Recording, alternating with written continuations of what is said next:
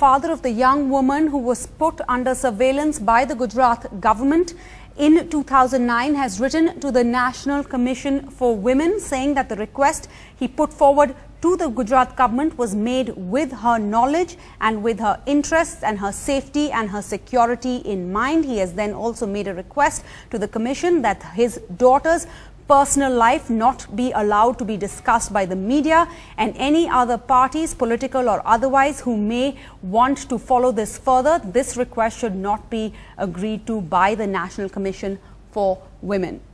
Joining me now on the phone, we have Barkha Dutt. Barkha, put this into perspective for us. Does this take the wind out of the sails for the Congress, for example, which also had an issue where they really could hit out at the BJP for now? Well, Sarah, it is certainly a very, very dramatic and important development in this sordid drama that we've been seeing unfold that has brought the Congress and the BJP to loggerheads over allegations of surveillance, stalking and snooping. What is extremely important to me in this letter, which is, of course, going to be immediately quoted by BJP leaders as vindication of their stand, what is important in this letter written by the father of the young woman is that he claims to be speaking on behalf of his daughter. Why does this become important? It becomes important because earlier too, the BJP had made the argument that it was at the request of the father and it was for the protection of this young woman that surveillance was put on her to begin with. Now it is the same father speaking not for himself, but claiming, at least, we have not, of course, independently spoken to either the father or the young woman. So all of this is going by the letter that has come to us from political sources. But the fact of the matter is that a father is claiming in this letter that has been sent to the National Commission for Women that this is not just he speaking on behalf of himself as a parent, this is he speaking on behalf of his daughter. And he's making 2 or 3 really important points that could change potentially the political discourse around this issue. One, he is saying that his daughter does not see this as an invasion of her privacy. 2, he is saying that his daughter is requesting that she wants no further discussion of this in the media, that is where her privacy is being violated. And 3, he's asking that the National Commission for Women not probe this if approached by a political authority, this coming at a time when the NCW is set to issue notices to both the centre and the Gujarat government on the issue. Now, Sarah, does this take the wind out of the sails of the Congress? Well, it certainly weakens their argument as far as the political debate is concerned. But the Congress is likely to turn around and say that the woman has not spoken in her own words, that we do not actually know what she thinks. We still have only the father speaking on her behalf. And it is the same father who had asked for this surveillance to be put in in the first place. The Congress is also likely to make the argument, Sarah, let me just complete that point. The Congress is also likely to make the argument that he did not need an anti-terrorism squad to provide protection to a young woman, so it still amounts to the misuse of state machinery. But it certainly changes and adds one more very important element to the political discourse.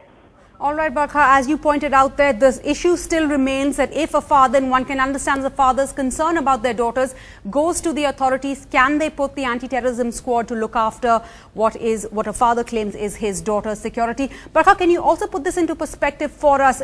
Do we know where we've gotten this letter from? Is this actually from the father? Our sources say, our reporters on the ground say they're getting it from BJP sources. So is this an issue that the letter so far is coming or is pushed forward by the BJP and not the family themselves? Well, Sarah, I think that from the beginning of this entire controversy, the father and the daughter have not actually spoken directly to the media. We have to keep that in context. All of this is coming from different sources, which of course include political sources as well. And there's no doubt about the fact that the BJP is going to push this letter, if they have access to it, into the public domain, because they will argue that it vindicates their position.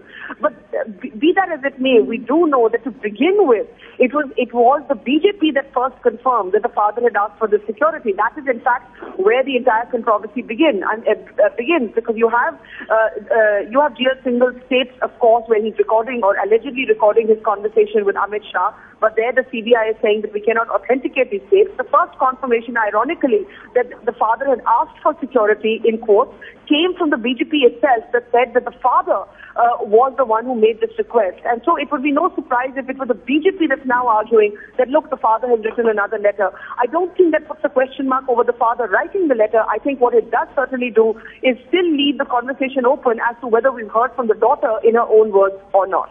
And also, Barkha, as of now, as you know, we have not heard from Amit Shah himself. He's off to Agra to help organize a rally for Narendra Modi on Thursday. Barkha, we do have Rohit Ban with us on the phone line. He's a reporter who's actually gotten us this letter. Rohit, what details can you add? Well, Sarah, what we can confirm is it's a two-page letter which has been, written by the father of this girl, Pranlal Soni, and it's been addressed to National Commission for Women and also the Gujarat State Commission for Women. And as Barkha had rightly mentioned that, it talks about that his daughter was fully aware of all types of help that was rendered by the state machinery, considering a genuine request of a father for his daughter. I'm quoting from the letter. The letter further goes on to say that she is fully conscious that the said help was absolutely necessary and was in her own interest, safety and security. So obviously these words could perhaps give an ammunition to the BJP to take Congress head on, because for the last few days we've seen the BJP to be on some sort of a back foot. But with this letter, confirmation by the father, in fact this is the second letter which has surfaced. If you recall, on the day this controversy broke out, the BJP had come out with a letter of Pranlal Soni, but that was not a dated letter. So the Congress still claimed that there was an element of doubt to that letter. But now this letter, which is dated 17th of November and is addressed to the National Commission for Women, the father clearly says that he and the daughter is on the same page. And in fact, the daughter realizes the fact that it was the father, out of concern, who had approached the state government for the security of his daughter. So clearly a lot of politics which is bound to be triggered by this letter, because this has come from the father itself. Though, as I mentioned earlier, that this letter has been in fact provided by the BJP itself, but not much of a doubt can be cast on the on the contents of the letter, on also whether this was actually written by Pranlal Soni, because it's signed by him. It's addressed to National Commission for Women and also to the Gujarat State Commission for Women. So clearly a lot of politics to be played over it, because this letter is dated. This time it's signed by the father of the woman, and more importantly it says that the daughter was fully aware of what help the father had sought from the state government. All right, Barkha Dutt, Rohit Ban reporting on this big breaking story. The father of the woman who was put under, who was being watched and stalked by the Gujarat government, says she was party to his decision to write to the Gujarat government authorities asking that she be given protection. Thank you for joining us with those details. We will stay with that story on NDTV.